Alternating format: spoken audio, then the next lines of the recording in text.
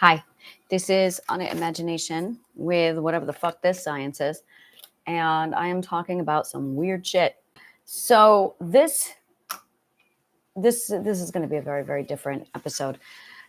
I have been trying to figure out for a while precisely the direction I'm going to be taking the garden. I've got all this knowledge, information. I have a completely new educational system, and I talked to a lot of people yesterday, made some wonderful connections, massive amounts of breakthroughs over the last 3-4 days, just massive amounts of progress going forward.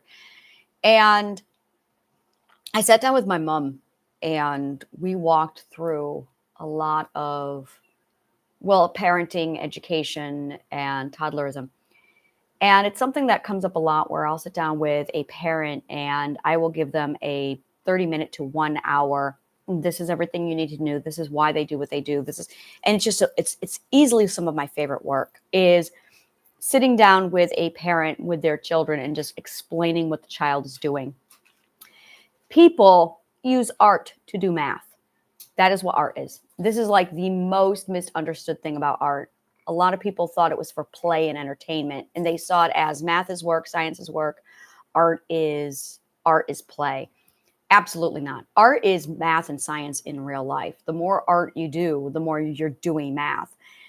Science is the actual theory of science, but art is the application of science. Art is the application of science. So if you cut art out of your life, you're actually cutting out the application of science, which is why a lot of people don't know how to apply science into their real life. Artists do. And scientists run into this. This is interesting with scientists because there's something in our brains where we can't not do it.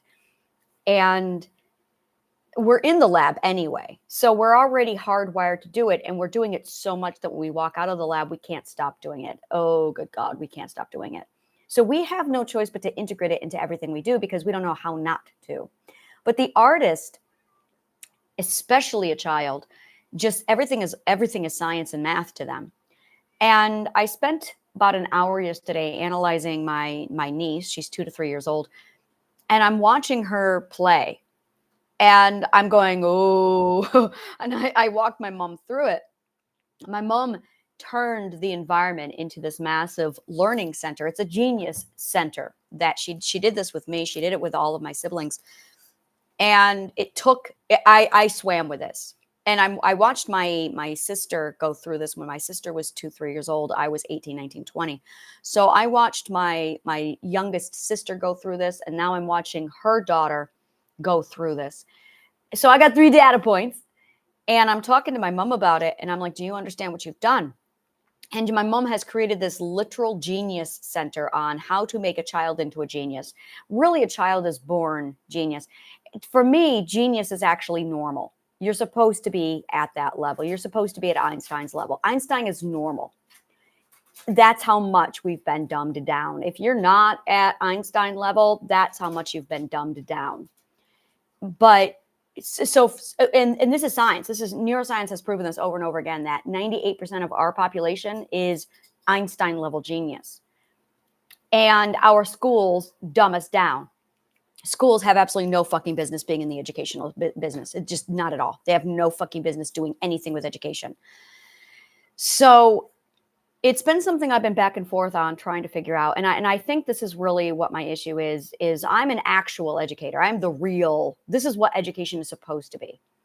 And I have over 40 years of research. I started in 1992 where I really got hardcore into analyzing education with psychology and then merging the two of them. And then in addition to that, I did a lot of research. Between 1992 and 1998, I devoured Thomas Sowell. And from that point, like when I was 18, I wrote a thesis on everything wrong with our educational system. And it's been a lifelong study of mine, not realizing that what I was really studying was education. So I get to this particular moment in my life and I'm summarizing all of my work. It's all coming together. And for a while, I thought it was science. I thought it was psychology. And I was all over the place trying to figure out because each one of those was a component of education. And as I studied the components of education, I didn't realize that I was in a component. And it finally got to a point where it all summarized, integrated, and as you have to integrate before you can summarize. It all integrated, and I realized, oh, big picture, this is education.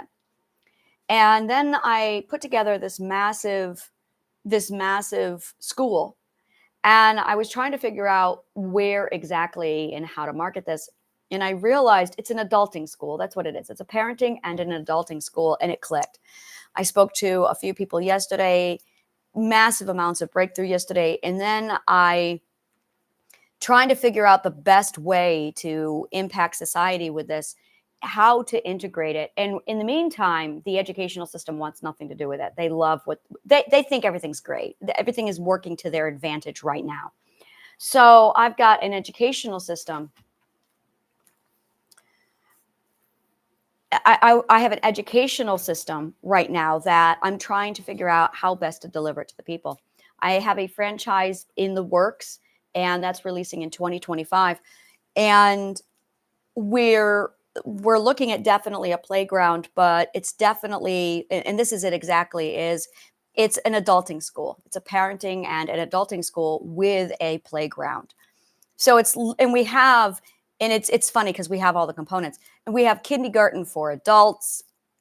So it's in these three aspects right here. So we have the playground, we have the kindergarten for adults, and then we've got the adulting and the parenting school. So if you're thinking about, if you're thinking about having children, if you are pregnant, if you are the parent of a young child, this is something we are bringing together, and we're finally just going to put it under one roof. We're going to walk you through it. And in addition to that, and this covers everything. It's the adult going, I never learned how to adult. How the hell do you adult? In addition to that, over the last couple of years, I interviewed over 1,000 people. What do you wish you had learned in school? And I got 7 solid answers over and over again on repeat, the same 7 answers. And I'm just going to go ahead and read those to you here quickly. The 7 answers I got was parenting, mental health, networking and social skills, problem solving, relationships, finances, and taxes. Those 7 topics over and over again kept coming up. Every single person gave the same 7 answers. That is what everybody, and a couple people wished they had learned how to change a tire. Everybody, those 7 topics. And that is exactly what we cover in the adulting parenting school. It was literally everything it's what school should be about.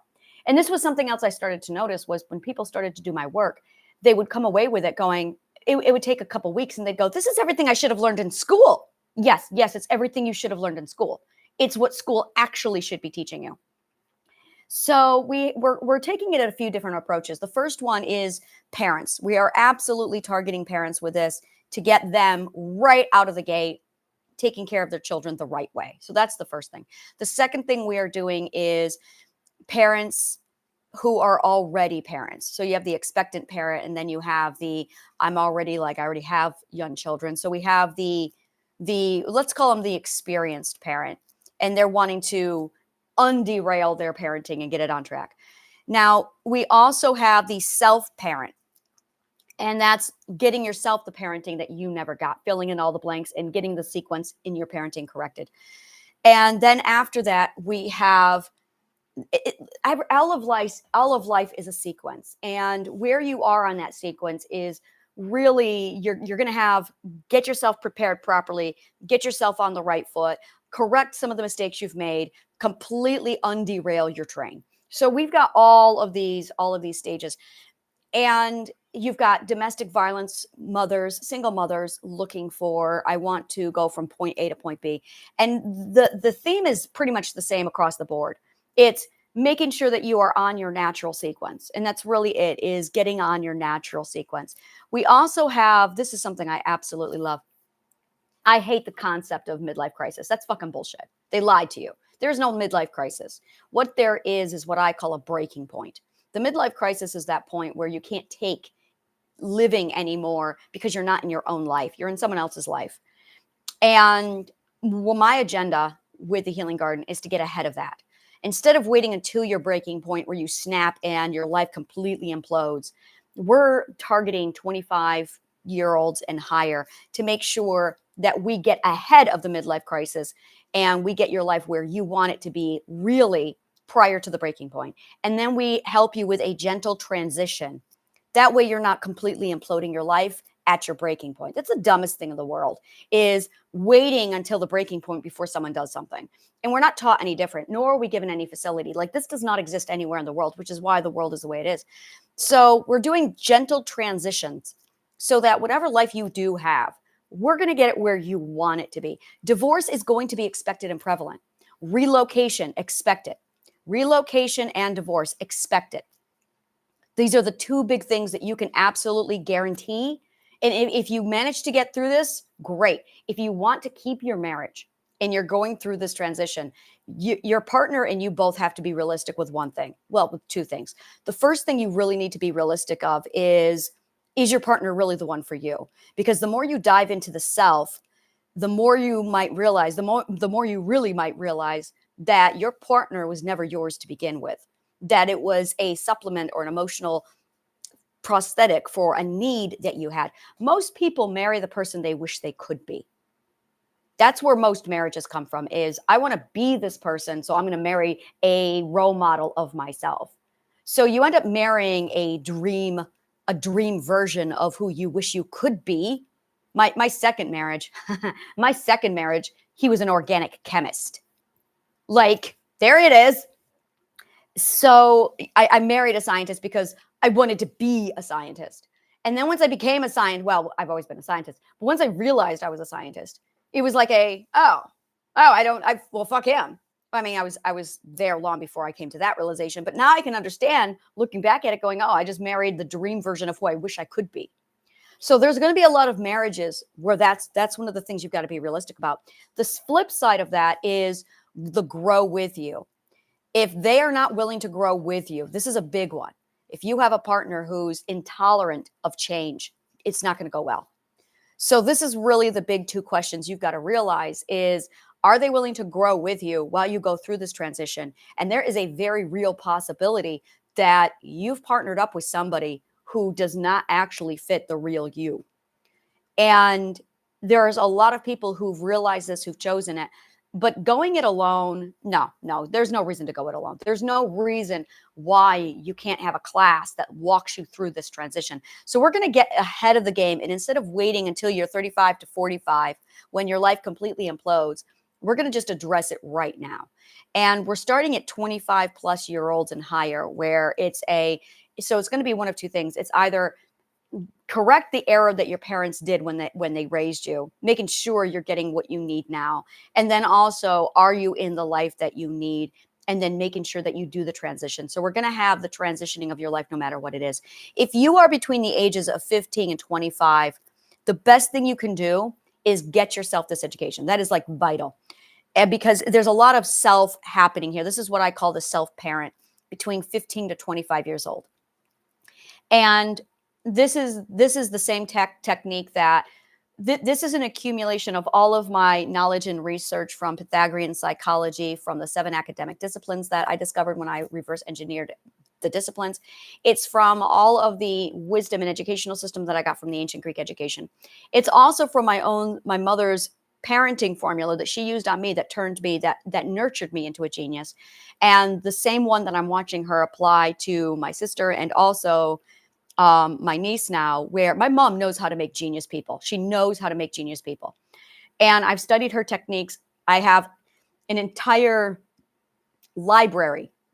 And this is from over the 40 years that my mom, I remember this. For 40 years, my mom would sit there and tell me, yeah, I remember reading this book about this and how to make children. She studied how to make your child a genius. And she did it on me. And then she's doing it on she's this is what she does. She's a fucking pro at it. So now I have the ability to study my mother's school. Really, it's that. I get to sit there, and this is what I did yesterday. For like 2 hours, I just sat there and analyzed my mother's school. And my mother had mastered this. It's beautiful. And I'm like, do you understand what you've done? And she went over all the books she's read, what she's done, and on the research. And she did this with her own mental illness. Like, it was extraordinary to see how she toggled this. So she basically did all of the control groups. She did the data, the research. And one of the things that I noticed then, and it never dawned on me until yesterday, is there was my niece, and she's going through the math, she's going through the art. My mom and it's funny because my living room is literally designed right now off of the same process. We don't have a TV in our living room. We have a computer, but we don't have a TV. What we have is an art station, a knitting station, an embroidery station, a cross stitch station, a art supply station, a gaming station, and a books station.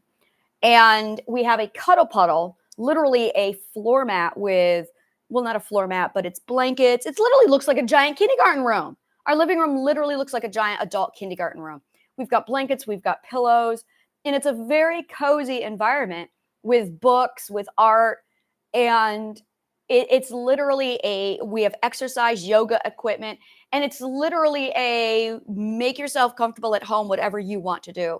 And it ranges from the six art disciplines, anything you need. We're in the process of, I'm looking at getting a potter's wheel and getting clay in here as well. We have Play-Doh, but oh yeah, no, I want to go up a level. And I'm sitting here watching my niece, and in the background, I can hear the sound of music.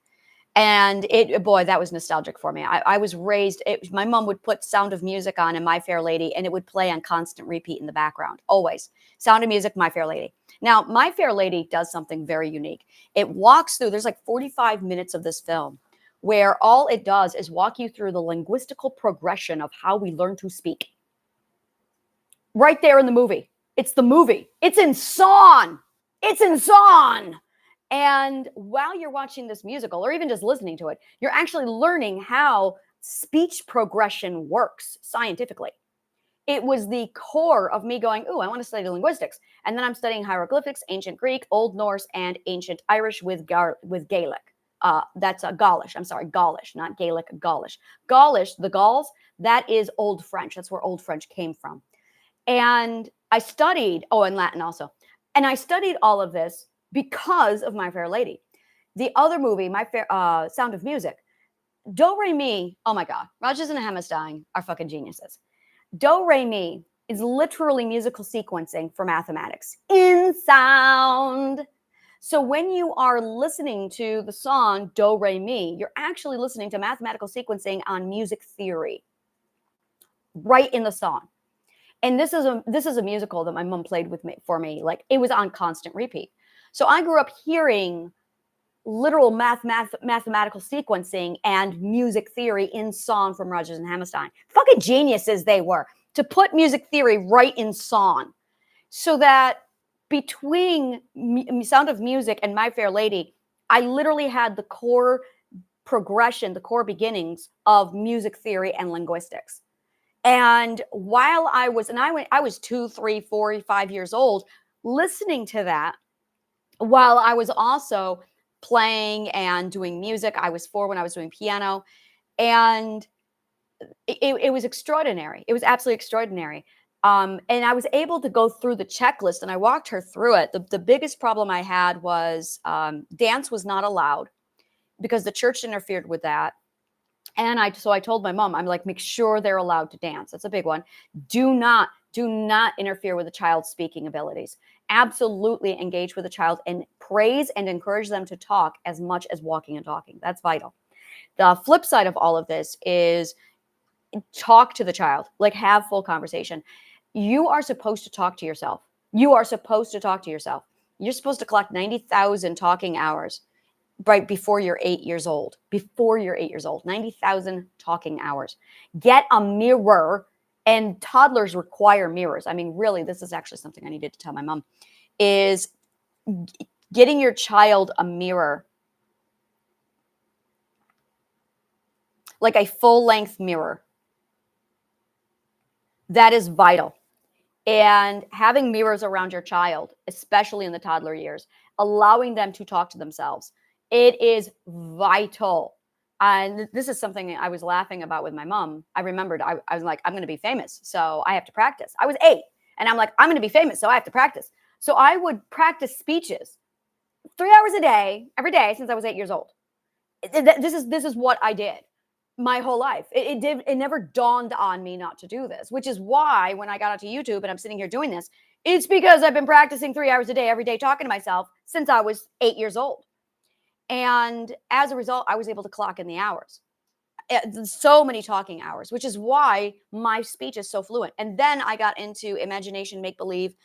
And this started at 4 years old. It was imagination, make believe, theater, stage, poetry. This was vital to the communication skill and how to connect with human beings. This is how you do conversation. This is how you do conversation. This is problem solving. This is social skills. This is networking. This is human circuitry. This is power economics. It's how to communicate with theater, stage, and make believe imagination. And this is such a huge vital part of it. Make believe is theater stage. When you get into theater stage, it's like make believe on steroids. We need our children to be doing theater and stage. It's fucking mandatory. It's so mandatory that Plato had it in his curriculum with literally 9 studies. Ancient Greek theater was vital to the development of human people. And the reason why is because it's storytelling, which is education and teaching. It is literally how you teach. You want to be a teacher, become an actor. That is how you teach. You teach through story, which is why Aesop had his fables and Christ had his parables, because it's theater. That's really what you're doing. You're standing on a fucking stage, for God's sakes. And I can feel it. I've been on the stage since I was 4 years old, and I'm sitting here doing my lectures and doing my shit. And between the talking to myself in the mirror since I was 8, and then doing the theater stage, this is theater and stage. Oh, this is the only difference between this and theater and stage is the fourth wall is not banned here. Like, that's the only difference is, oh, look, I'm allowed to break the fourth wall. That's the only difference here. And I remember my children, my daughter, she came home from school one day. She was so excited. One of her teachers, genius of a man, decided to dress in cosplay for his history course. So when they were going through all the different parts of history, the history, genius teaching, this is how teaching is supposed to be. He would dress up as whatever he was doing, whatever role, era, and he would go into school in full costume. That's teaching. That's teaching. In addition, I remember this one time, it was my English and history teacher. They were married, and she was going over the Romeo and Juliet section. She was also the drama teacher. So her classes, I had my English teacher was a drama teacher. So she would do these full, real theater stage. I had an actress on the stage for my English classes.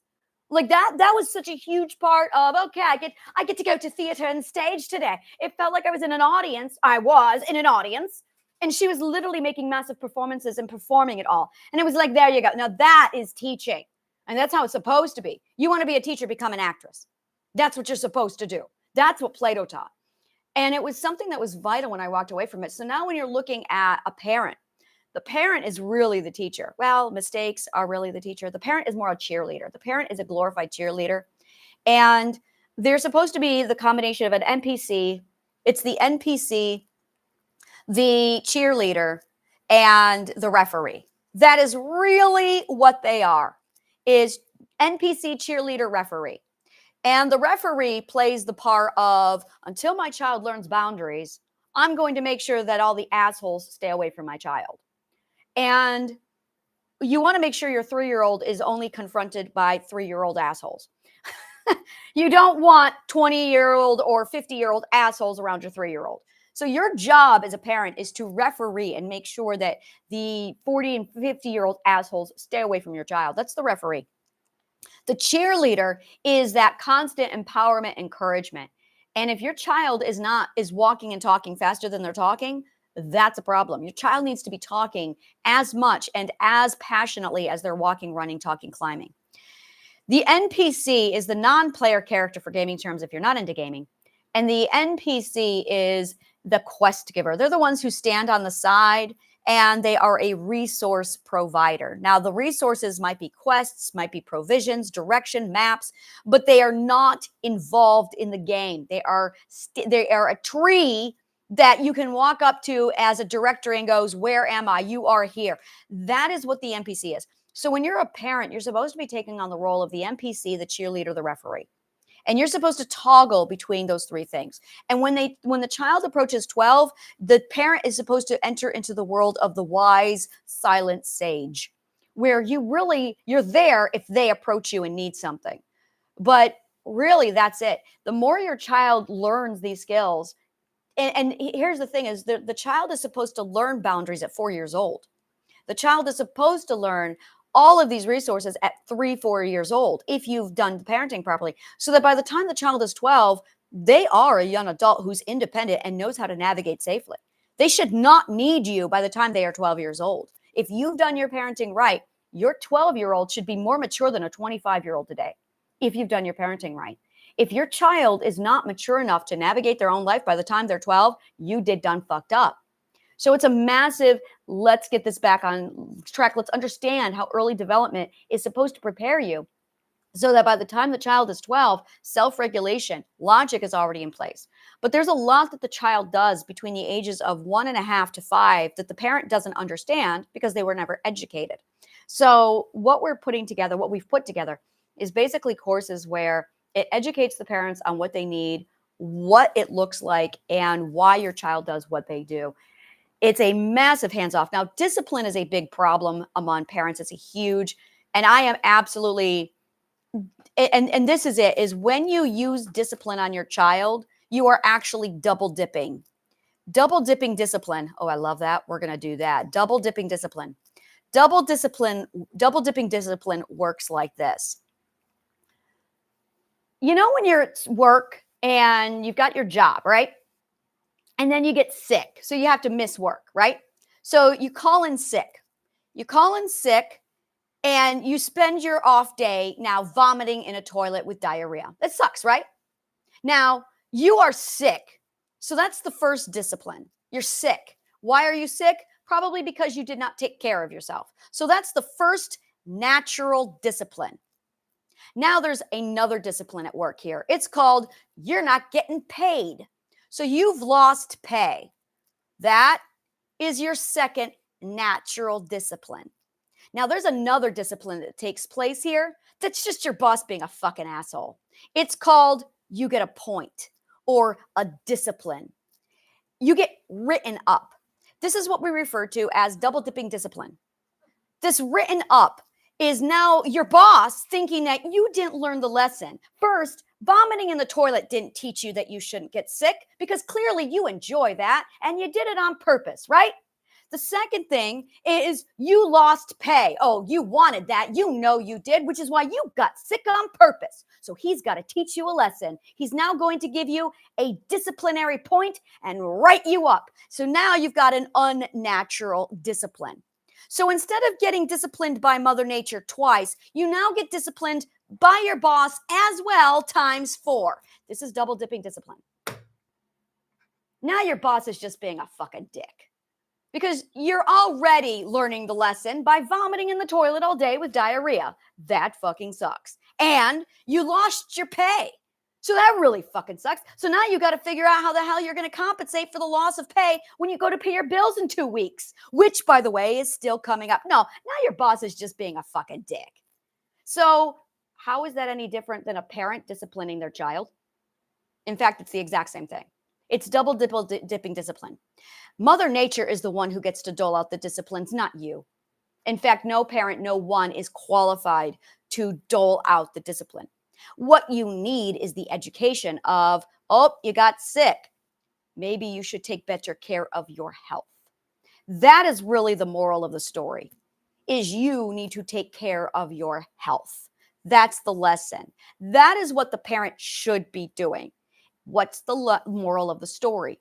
The moral of the story, maybe I should take better care of myself. Yep, that's right. So you have a child, it does something wrong. It's going to get a natural consequence. By you turning around and spanking the child or adding to it, now you're double dipping discipline. Now you are double dipping discipline. Now here's the problem. 1, there's no moral of the story when you do double dipping discipline. You lose the moral of the story. Because you lose the moral of the story, the child doesn't learn. 2, you distract from the natural lesson. This is a big deal. You distract from the actual lesson. The lesson is you need to not get sick. You need to take care of your body and your health. But by getting written up and getting that point, you're no longer focused on that. Now you're focused about losing your job. So now all your attention goes into, oh my God, I'm going to lose my job. And you've not learned the lesson, which is maybe you should eat better. Maybe you should exercise. And instead of focusing on that, you're now focused on the worry of losing your job. So the child who fucks up is no longer worried about, oh my God, what's the lesson I need to learn here? Now you're going, oh my God, am I going to get punished? So now the punishment distracts from the natural lesson. So now the parent has interfered with the moral of the story. The next thing is you have ruined your trust relationship with your child. You have literally ruined your trust. You're supposed to be giving a psychological safe place to your child. You are not giving your child a psychologically safe place if you are physically spanking the child. You've taught the child that you can't be trusted, that you are now something to fear more than natural consequence. This is a problem. So now, instead of the child feeling like they have the freedom and the safety to make a mistake, they're now afraid of you. This is going to significantly damage your relationship with your child. This is all because of double dipping discipline. So now you have a ruined trust relationship with your child. The child no longer feels you've compromised the psychological safety of your child. In addition to that, now the child's going to start lying, which you might turn around and double dip discipline. Instead of focusing on the moral of the story, which is what you should be doing, instead, there's all these other problems going on. And now it's not about the child learning, it's about the child being safe. So now self-preservation is going to kick in the child, which is what lying really is. Lying is a great tool to measure how safe your child feels with you. If your child is lying to you, you're not safe. Yes, Liz? You said lying causes narcissism? No, lying does not cause narcissism. You said narcissists don't hold They're in self-preservation mode, yes. Yeah. Narcissists are in self-preservation mode. because you're in self-preservation. The not safety leads to narcissism. The lying is a consequence. So it's all about the sequence of where's that catalyst, and the catalyst is making sure that the child feels safe. When the child doesn't feel safe, everything that's when you go a completely different route. Basically, and this is one of the things that we're going to be covering is you have all these sequences that are taking place. Not a lot of them. I know I can sit down and categorize all the sequences. Very easily. There's only a few sequences. There's only like 4 or 5 of them. And there's subsequences. So the primary sequence is the natural sequence. That's the one you should be on, is the natural sequence. The trauma sequence is where trauma occurs. That's what's going on with trauma. Now, the trauma sequence has sub-trauma genres. So you have subgenres of different sequences. So basically let's do the first one. The first trauma sequence, the first subgenre of trauma sequence is going to be the I can't do it. I don't feel safe. So it's I can't save myself. So it's self-help. It's a feeling like you can't help yourself. It's a feeling like you can't do it. And it's the lack of proof of concept. No proof of concept. This is all the same one. So, and these are the people who still live at home with their parents. These are the people who have addiction problems. These are, I can't save myself. I can't do it. I have no proof of concept over my success. The next one is the I am not safe. And it's I cannot keep myself safe. I cannot self-protect. This is your second ethic. This is what happens when authority is compromised. I can't self-protect. The other part is I cannot choose for myself. And the next one after that is I can't save myself. That's your borderline personality disorder. That's your codependency. The third one is the I can't trust anyone. I can't regulate. And now it's the extreme indulgence on I have to control. And what they're doing in this sense, this is the sequence where it's I have to be the first in line to make sure I can control all the situation. If you have a child who has to stand first in line, I'm going to tell you right now that they have narcissism. If there is a child in your classroom who is first in line, who has to bully others to get first in line, that is a child who has early development of narcissism. And they are in a position at home where they feel so out of control that they have learned only the biggest, the strongest, the bully is the one who's able to control the situation so they can feel safe. This is beautiful, is once you know the personality types and the stages of abuse, you can actually watch a lineup, a line forming in a classroom, and you can tell exactly who's being abused, how, where, and when, and at what stage of their life. It's extraordinary to watch. The abuse to the point where they've learned the lesson, and this is it, is when you're abused, you learn different lessons. Instead of learning this is it right here. You can learn the abuse lessons, or you can learn the natural lessons. And natural lessons are fine. But the minute the parent abuses or disrupts the natural lesson, it goes over to an abuse lesson. And this is from discipline. This is 100% from discipline. Discipline is one of the most confused and lost words in all of our history. Like, people don't understand what it is. Academic discipline. A discipline means a study. That's actually what it means. It means you are learning yes, Liz. Disciple. Yes. Disciple comes from discipline. It means a follower of a philosophy. It means you are a student. Discipline means you are a student. That's what it means. That's why we have the words discipline, disciple, discipulus, discipuli. It means to study. So you're a student when you're in the disciplinary studies. So abusers, to make themselves feel good about abuse, what they were trying to say was structure. By giving structure or obedience. This is where the abusive parent back in the 80s especially completely abused the term discipline, and they had no concept of teaching. This is where teaching and psychology are like the same lesson. This is it right here.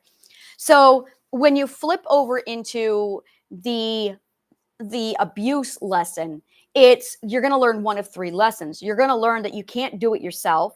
You're going to learn that you have to be the biggest and the strongest in charge to keep yourself safe. So it's an extreme safety measure of I'm going to be the loudest, the strongest, the most bully in order to keep myself safe. The next one is going to be I can't self-protect. I can't choose for myself. Now you're going to be looking at people who are going to withdraw to keep themselves safe. So these are all the different ways of self-preservation trying to compensate, because this is how they were taught to self-preserve.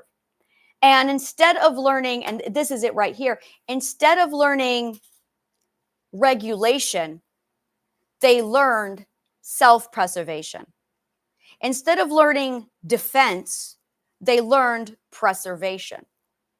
Instead of learning personal law and boundary, they learned self-preservation. So if your child is flipped over into the self-preservation mode, and this is it right here, is if your child is in self-preservation mode, hands off. Now your child has to literally feel safe. But if they've been triggered to self-preserve, there's no getting near them. You're done. You've officially taught your child that you are not safe, that you are the danger. And that's really where you don't want to go. Because once you go there, now you're going to have a child seeking for methods to try and keep themselves safe. They're going to be rebellious. They're going to be, this is really where the whole thing is derailed. So the way a parent, when you walk into parenting, this is exactly what you want to prevent. And when you have your up to 12 years old, your mission is entirely different. As soon as 12 to 13 hits, game is changed. Game is changed. Your parenting is done by the time the child is 12. You have 12 years to parent the child. And your goal is to be, that psychological safety is the most important thing. Psychological safety is the most important thing. It isn't physical safety, it's psychological safety. Psychological safety is first, physical safety is second. And the old school ignorance, the class of the ignorant, is under the impression that's exactly what I want to call that, is the ignorant class. The ignorant class is the people who think, oh, physical safety is all that matters. Sacrifice the psychology at the expense of the physical. Make sure the physical trumps all. So you'll beat the child to make sure that they stay safe. I've seen parents do this. Beat the child to make sure the child stays safe. Psychological safety is more important than physical safety. Psychological safety is more important. That's the catalyst. Because with psychological safety, the child can get physically hurt and recover easily. Psychological safety, you're fucked. Psychological safety, the child's self-preservation is going to kick down and they're going to go into self-preservation mode, which is going to self-destruct. And that's where the child has learned that self-destruction is safety. Now you've started the disintegration process. Now, here's the thing. Let's say you have a 15-year-old, your 15-year-old is rebellious, very, very difficult.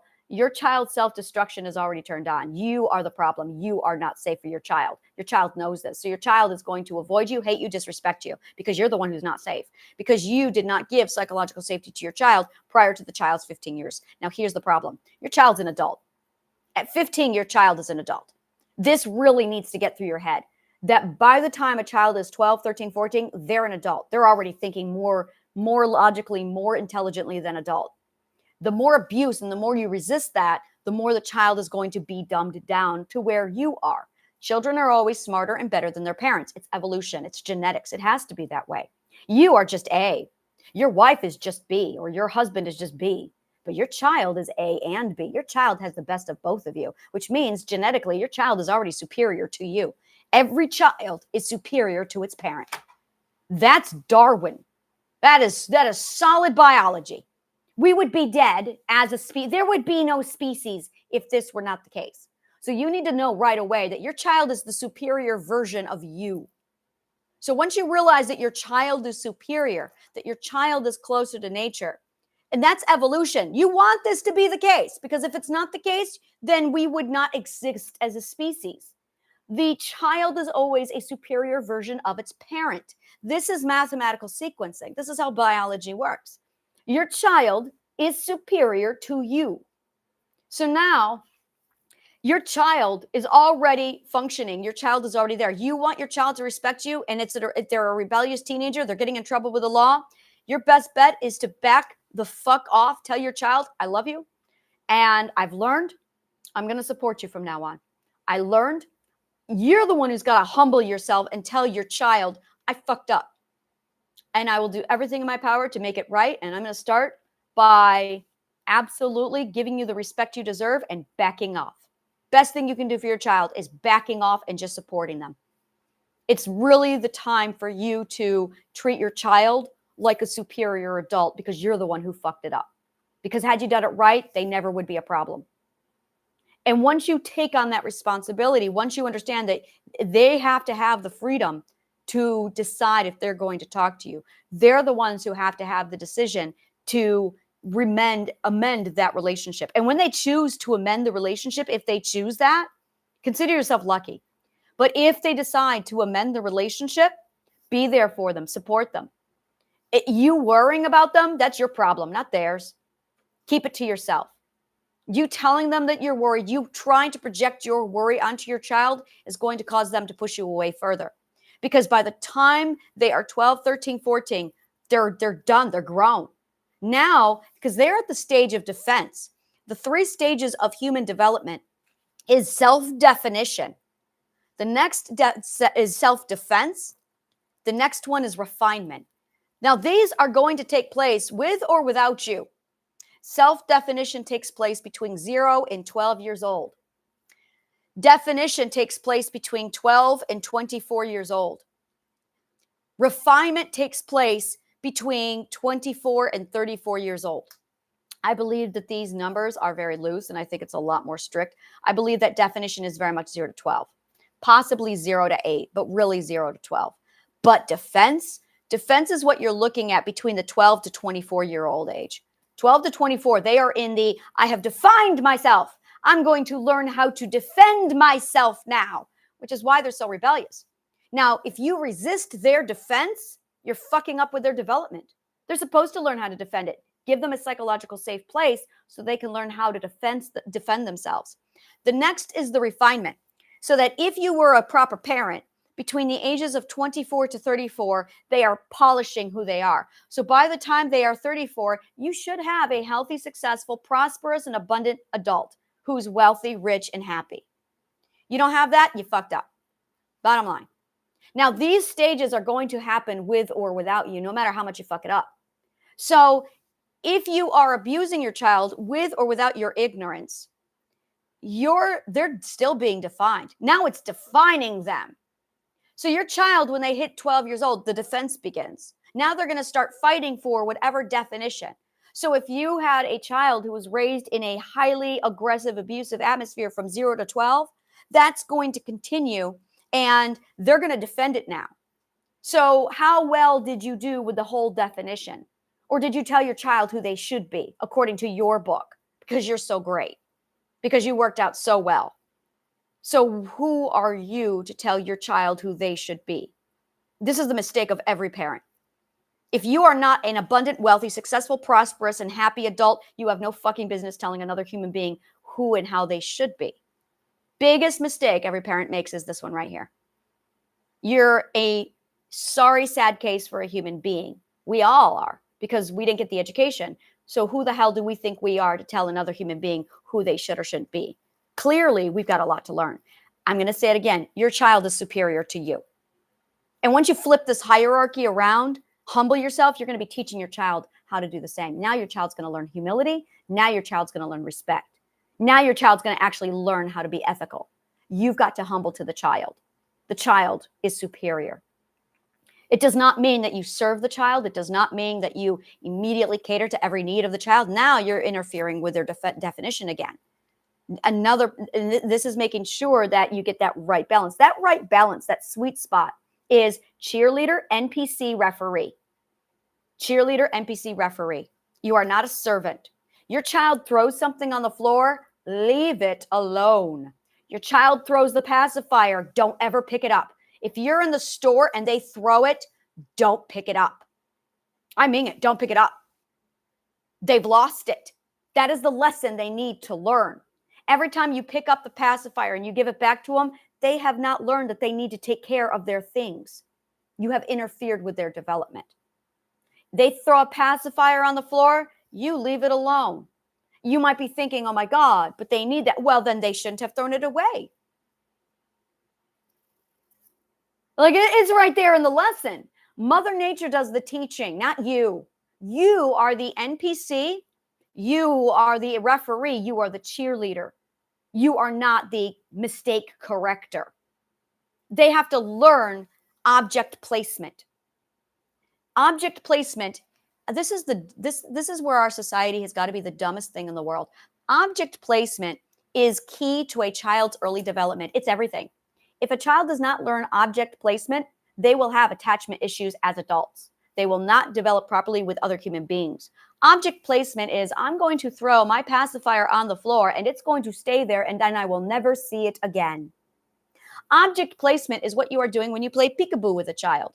You are teaching the child that I am here even though I am not here. Object placement is the most important thing a child can learn between infancy, birth, and 5 years old. You have a child who screams because you drop them off at the playground or at the daycare. You have not taught your child object placement. Object placement is psychology and early child development, and it really needs to be part of our educational program. But because parents aren't taught what object placement is, that psychologists hoard that knowledge to themselves to keep you enabled. Codependency. Don't trust psychologists. I'm going to tell you right now, don't trust psychologists. I'm going to say it so many times. Don't trust psychologists. They know this shit. It's in their fucking books. They're not teaching you. Do not trust psychologists. They're hoarding really valuable information from you to be a better parent and a better person. Don't trust them. So object placement, vital. You throw something, you leave it on the ground. You leave it on the ground, it teaches them that they matter.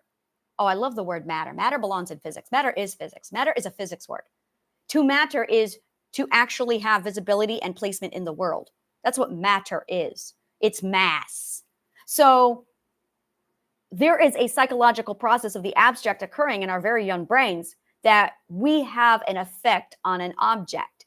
So when we throw something, we are learning that we matter, which is why a lot of adults are walking around going, I don't matter, because your mommy and daddy picked up your pacifier for you.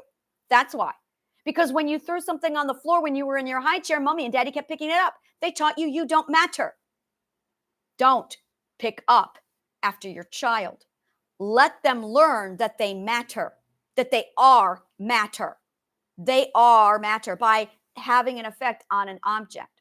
The other really big thing is second age, 2 years old, second ethic. Make sure I really enjoy these classes. I think I found my space. I think I really found my space. I really love this. I really, really love this. I think I found my happy place.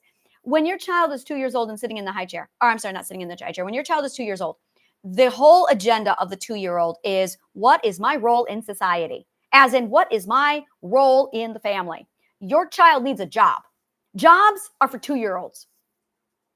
Your job, their job, literally jobs are for 2 years old. Only 2-year-olds. No one after 2 should have a job. 2-year-olds need jobs. 2-year-olds must have a job. A job teaches the child that they have value and importance, that they make a difference in the family. It's their role. This is vital to purpose. This is vital to goals. This is vital to, I belong here. Having them set the table. Oh, I remember this. I was given the task at 12 years old to set the table. I hated it. I will tell you why. I was 12. A 12-year-old setting the table is doing 2-year-old work. 2-year-olds need to set the table, not 12-year-olds. If you have a 2-year-old or a 3-year-old, they need to be setting spoons around the table. They need to be setting glasses around the table. They need to be setting the table. That is the best thing for a 2-year-old to be doing. As soon as they can walk, they need a job. And that is their job. And it is not a job that influences just them. This is vital. It has to be a job that everybody participates in, which is why the child needs to set the table. Because they put that plate on the table that their sibling or their mother is eating off of. They made a difference. That's what you are teaching your child at 2 years old when they have a job of, you need to set the table. Because they need to see how they made a difference. This is how the 2-year-old mind works. They're sitting at the table, they're eating dinner, they're looking at mommy drinking milk from their glass. And the child is going, I put that milk there for my mother so she can drink that milk. That's in the child's mind. That's how the child thinks. I did that. I made a difference in this world. Immediately, the child will feel like they are a humanitarian. and that's it right there. That is exactly how the 2-year-old brain thinks. Don't let your child watch Pinocchio. It will damage them. Do not let your child watch Pinocchio. It's traumatizing. Pinocchio is not for children. Seriously, when you allow your child to have a job that they can see the difference in, it's vital. Congratulate them. Let them know that they did a great job. Religion.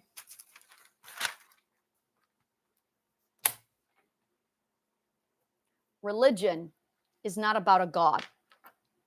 Religion is about your child's ethics. All religion is about ethics. Religions don't know this. They try. They don't know. Philosophers study ethics. Philosophers study theology.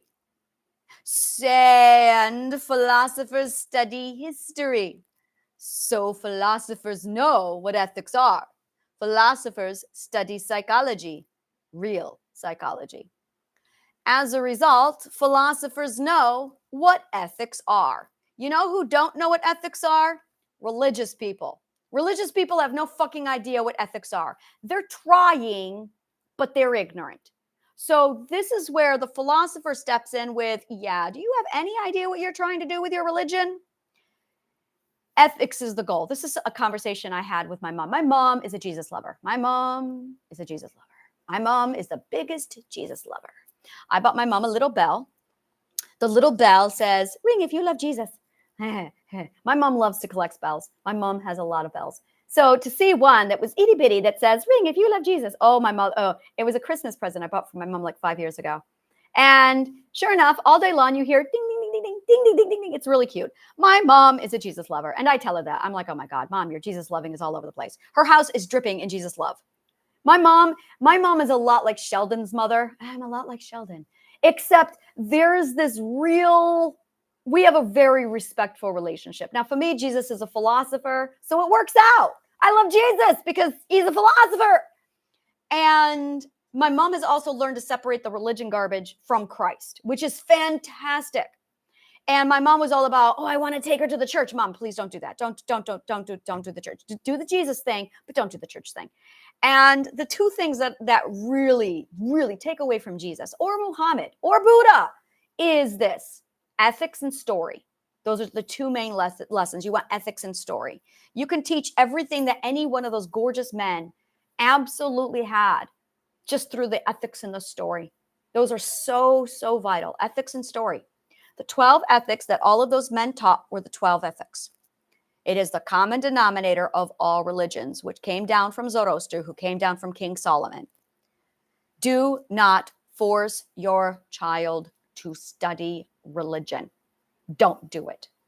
If your child chooses, okay, but do not violate their power of choice.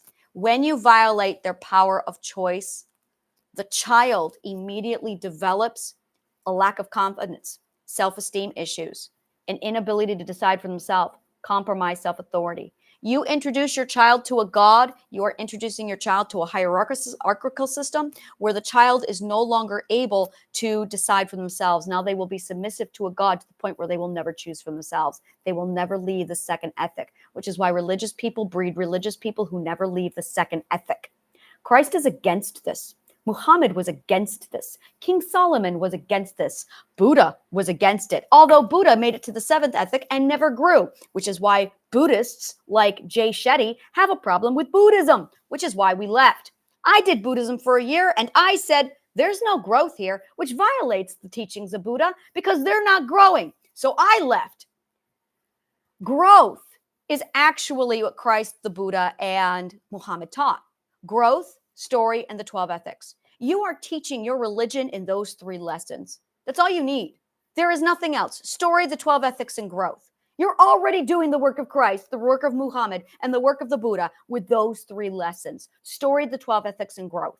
That is literally every religion in the world. It's human nature.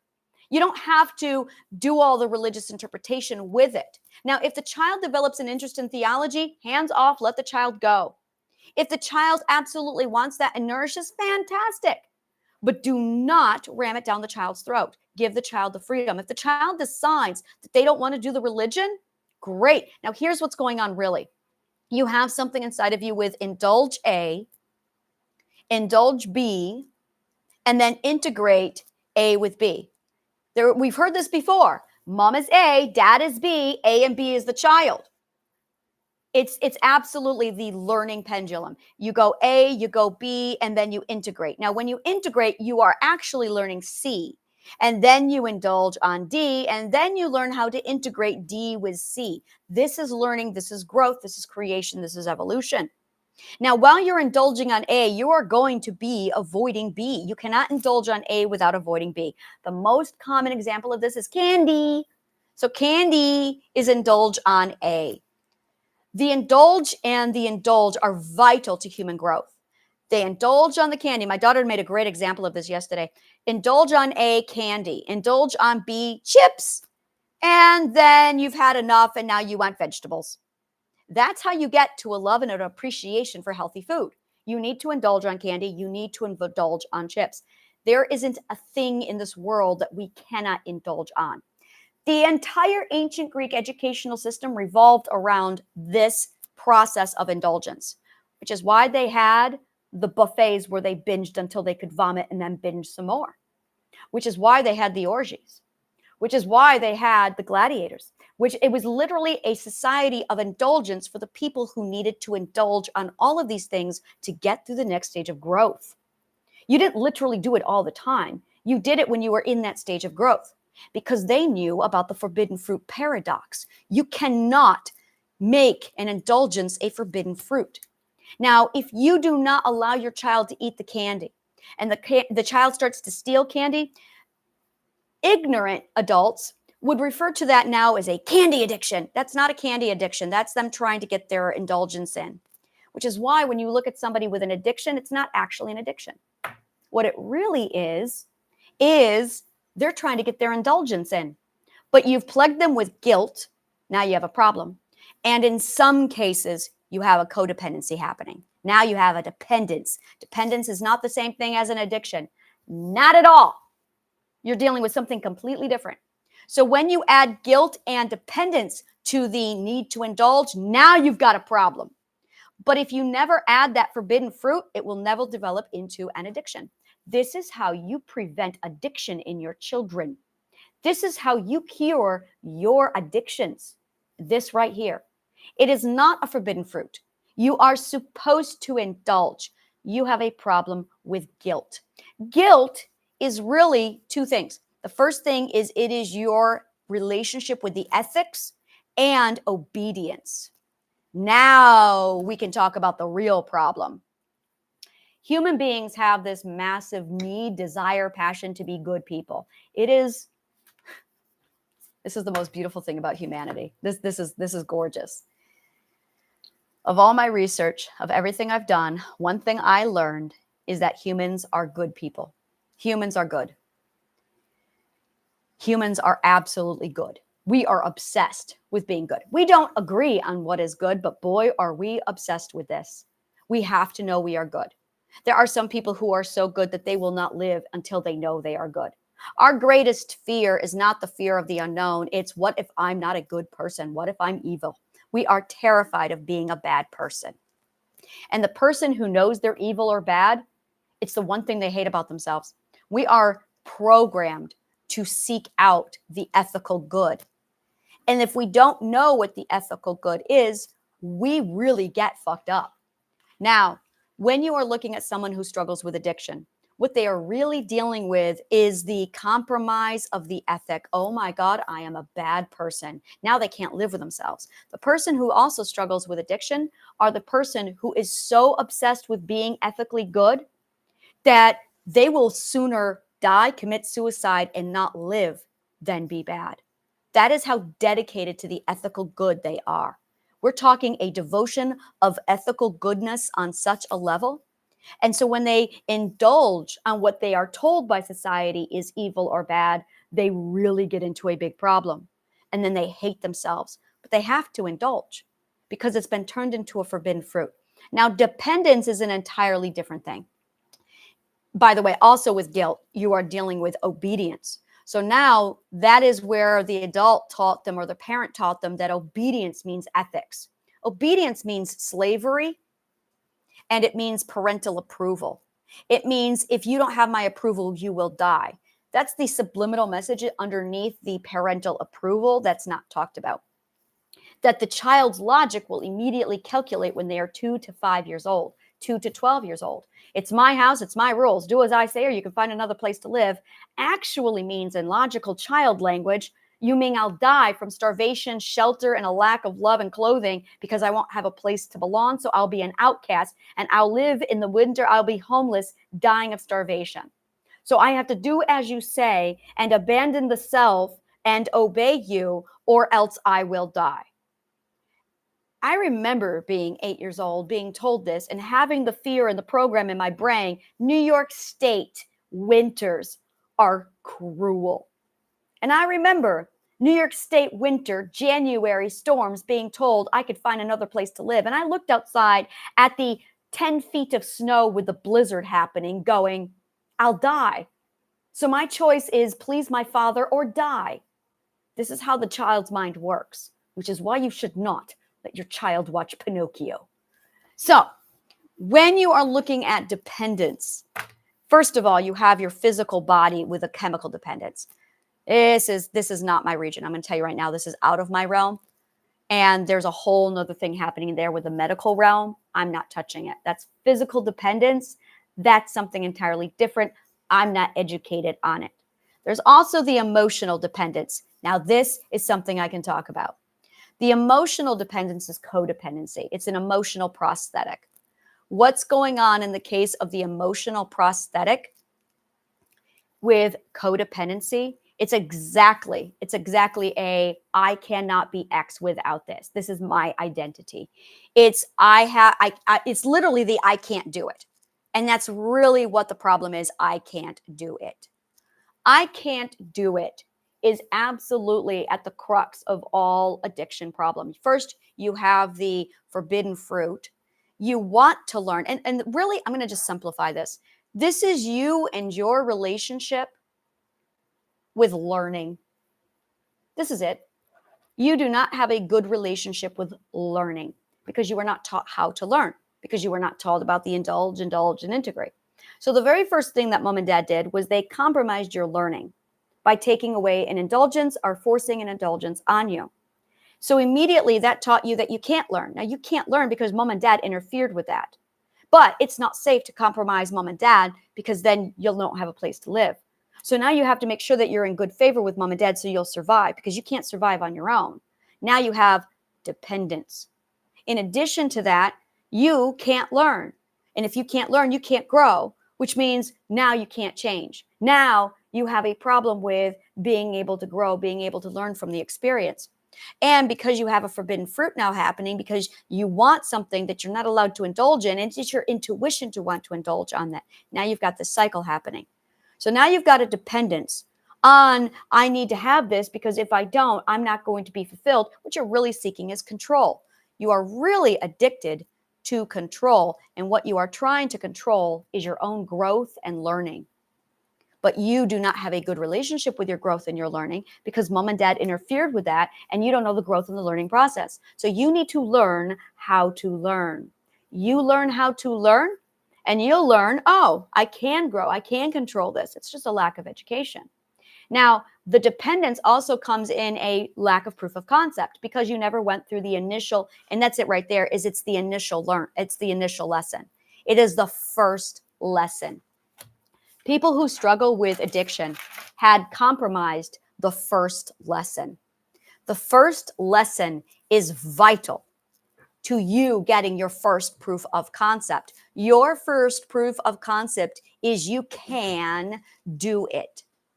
You can do it because your proof of concept is your ability to show yourself that you can learn, which is the ability to go through the indulgence cycle. So the indulgence cycle is the 3-step cycle that teaches you proof of concept. Look at that. I can evolve. But if the indulgence cycle was disrupted, you never went through the cycle. You never got to the proof of concept. You never learned that you can learn. So now you are dependent, much like somebody who is abandoned on an island and you have no ability to get off the island, which is why you're still living at home with your mom and dad and you have an addiction problem. People who struggle with addiction, people who struggle with leaving home and leaving their parents, the parent is the problem.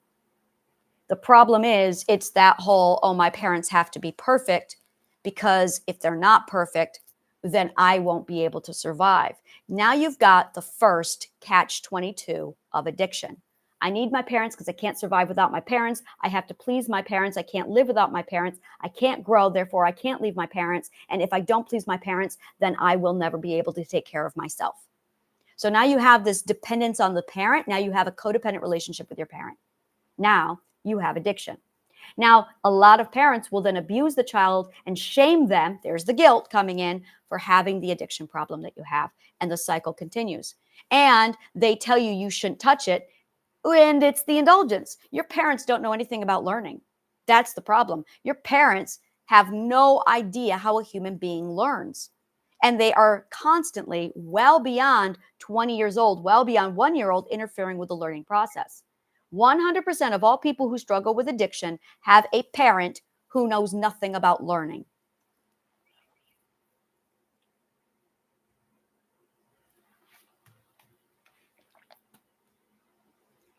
If you have a problem with addiction, you lack the education of education.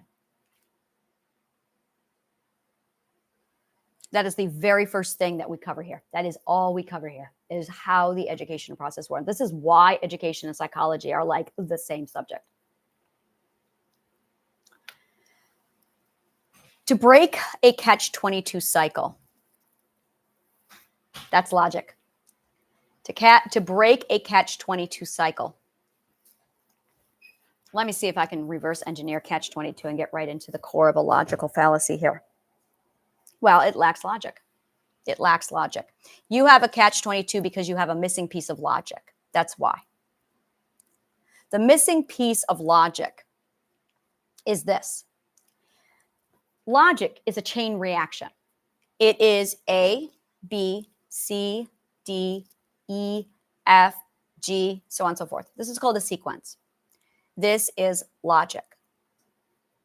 Now, there is something in logic that I made up because there's no name for it, because no one's ever diagnosed this stuff this deep, called the ignition catalyst. The ignition catalyst is a catalyst, a response that ignites a catalyst. It always happens prior to integration. It's the last step of a sequence. You've heard of catalyst? The ignition catalyst is actually the last stage of a response. So you have a catalyst. Let's say marble is the catalyst. And then you have the dominoes, A, B, C, D, E, F, G. Let's go all the way up to Z. All right. Now, Z is what we want to focus on. The marble is the catalyst. The dominoes are A through Z. However, Z is a different domino. Z is called the ignition catalyst because when Z happens, it can either just fall over and then there's nothing left. Life does not work that way. No chain reaction works that way. That is actually a logical fallacy.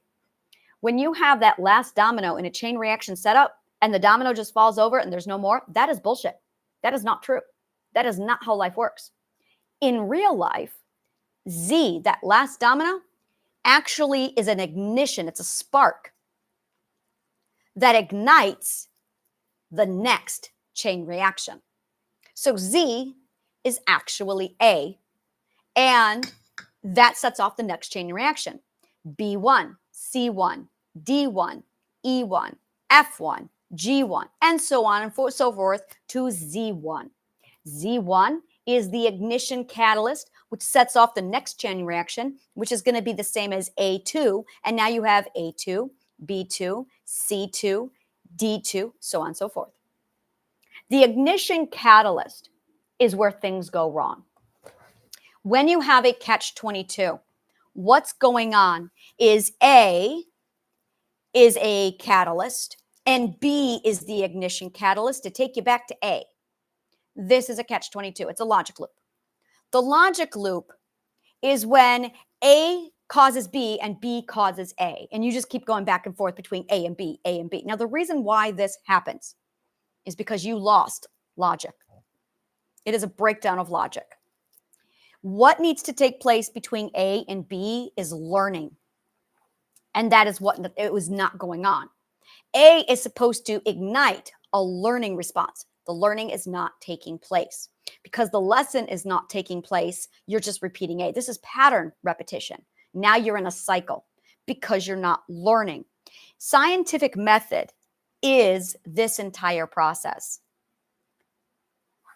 You're going through catalyst A through Z, catalyst A through Z, catalyst A. That's scientific method. But with a logic loop, there's no scientific method taking place. You've removed the learn and the solve part of the equation. So as a result, A is B, but you're not learning. So you have to integrate and put back into this entire process, the learning process. So you need to learn how to learn. When you have a catch-22, what you need to learn is scientific method. The stages of scientific method is observation, analysis, setup. That's equation building.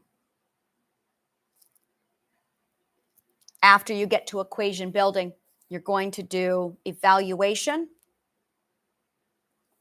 conclusion, and then you're going to do trial and error. Now, prior to observation, you have to become aware. Prior to that, you have to learn, you have to become educated. So you have to first become educated. Then you have to become aware.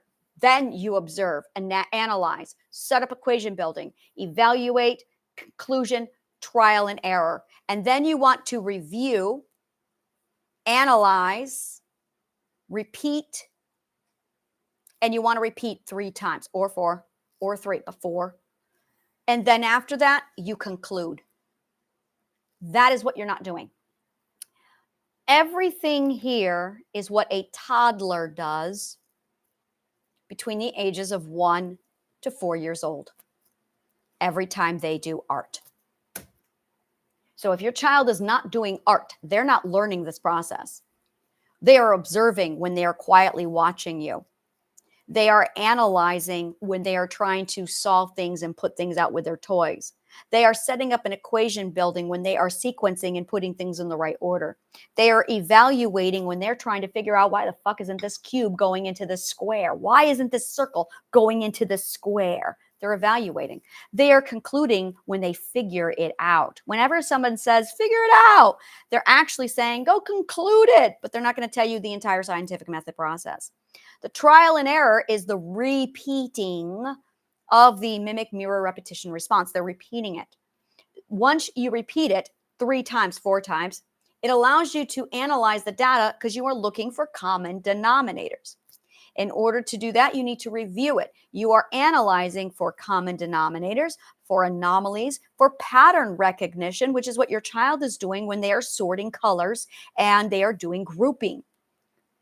And then they're analyzing to see how certain things behave the certain way they do. And then they are repeating it multiple times to see the pattern so they can conclude that when they throw the pacifier on the floor, it stays. Stop picking up their shit. They need to learn that they matter. That's the educational process. Now, if you have a parent that's constantly picking up after them, it negates all of this. Constantly telling them and structuring them. The dumbest fucking thing we ever were taught was that children need structure. No, we don't. That is the death of a human imagination. Children do not need structure. Children need freedom. That is what children need. Structure destroys freedom. What they need is routine. What they need is stability. What they need is a military man to shut his stupid mouth because he knows nothing about anything except war. Never take advice about children and parenting from a military man.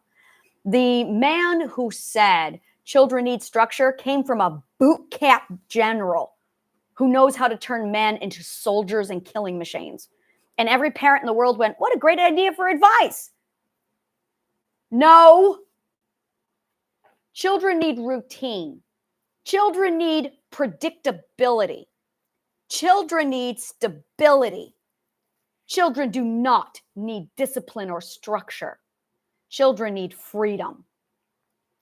Freedom to practice mathematical scientific methods so they can figure this out on their own. So now when you have a parent who over-enables, the helicopter parent who constantly saves and rescues, you communicate one thing to your child. I don't believe in you. That is what you teach your child every time you save your child. I know you can't do it. So the child goes, oh, I can't do it because my mom always does it for me. Let your child do everything. Instead, go, you can do it. You can do it. My daughter cries, does her artwork, screams. We have a talk about your expectations as an apprentice and tradesman artist. We need to talk about your relationship with the skill building learning process. That's a conversation people need. Your relationship with the skill building learning process. You need to learn patience. You need to learn that if you are not a master, you should not expect yourself to be a master. Do not compare yourself to the master. Measure yourself against the master because that's how much growth you have to do. And there's a process to that. This is why I recorded my 10 years of healing all over YouTube so you can see that I didn't just get this way. There's a process. The process is fucking ugly. And it took all of that ugly work to get to here. Don't ever compare yourself to a master. You got to know what it looks like. The idea, this is something my daughter was saying. What was she was studying all these masters, and she's like, well, they did it. And she's like, why can't I? I said, they're masters. Well, no apprentice is ever going on and showing any of how this is done. Would you? And she just went, no. And I went, there it is. Apprentices don't show how unskilled they are. And as a result, we're not seeing what the apprentice stage looks like. That's why you should have peers, so you can compare yourself to a peer to go, oh, look, they're struggling with that too. But when you isolate yourself and you have no peers and you're trying to do skill building, and then you're looking at a master, and then you're thinking things like, oh, wow, they're so much better than I. I was watching a video of Tony Robbins yesterday, except this video was back from like 30 years ago. It was literally when it was his first year of doing all the stuff he does. And I got to see him as an apprentice. Oh, I had so much fun with that video. I'm like, fascinating. So I'm sitting here psychoanalyzing the apprentice version of Tony Robbins. Oh, I had so much fun, because then I was able to take the master version and the expert version of him now and compare it to when he was an apprentice. And I got to see his skill building. Oh, that was so much fun. I'm going to say it again. It's why I have my YouTube channel from 2014, so you can see what the progress of healing looks like. I didn't just come into the world like this. I had to go through the skill building process. So if you have an enabling parent, or if you are a helicopter parent, what you are really doing is, I don't believe in you. You can't do it. I've got to do it for you. You're incompetent. You can't learn. The other really damaging thing that we believe is people don't change. Do not say this. People do change. It's all we do. The concept of people don't change is the most dumbest, toxic, that's your school of ignorance. People don't change, that's school of ignorance.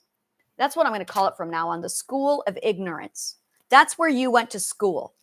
The school of ignorance. That's where we all went to school. The school of ignorance. People do change. They have to change or they'll die. People change all the time. Expect your partner to change. Learn how to grow with your partner instead of keeping your partner stagnant without change. Don't get pissed off when you're like, oh, you've changed. I don't even know who you are anymore. That's good. It means you haven't grown.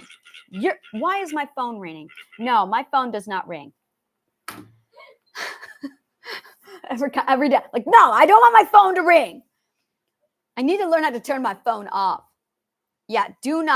Expect change. If your partner has changed and you don't recognize them anymore, that's the clue that you haven't changed and you've got a problem because you're not growing. You should be growing with your partner.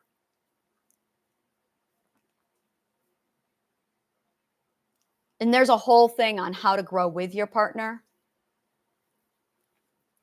But you have to make sure that you have a foundation of truth. And this is how it's done. Foundation of truth. And then both of you can literally grow however and wherever you want, but the foundation of truth. And that's why truth is so important, that it's a constant, which is why opinions are fucking garbage. Because opinions are literally the opposite of truth. Opposites are not truth. And they are not logical. And they have no education in them. Because if they had education and actual fact, they would be called truth, not opinions. So opinions are not true, illogical, and no education. It is not a good thing to have an opinion. That is a death sentence of your knowledge.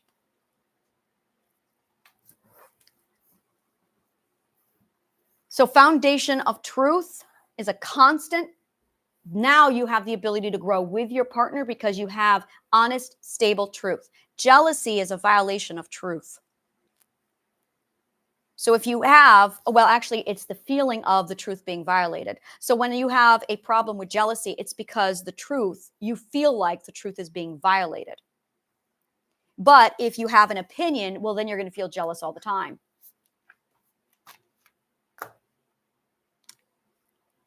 So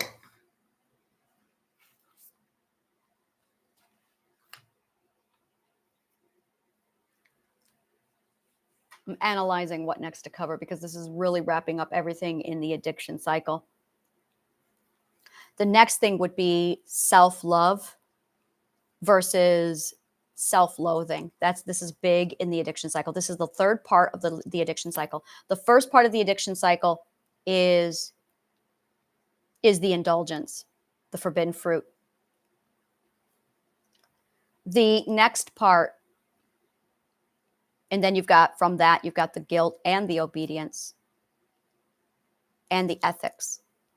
The next part of the addiction cycle is the dependence, and that's your codependence, which is what we just covered today. The next part of the addiction cycle is the self-love and self-loathing. That's it right there. That's a big part of that. That is the beating pulse of addiction, is that right there, your self-love and your self-loathing. That is what we are going to be covering later on the addiction cycle. And that will complete the first ethic. And then we get to move on to the second ethic. So thank you so much. And may the truth always find you.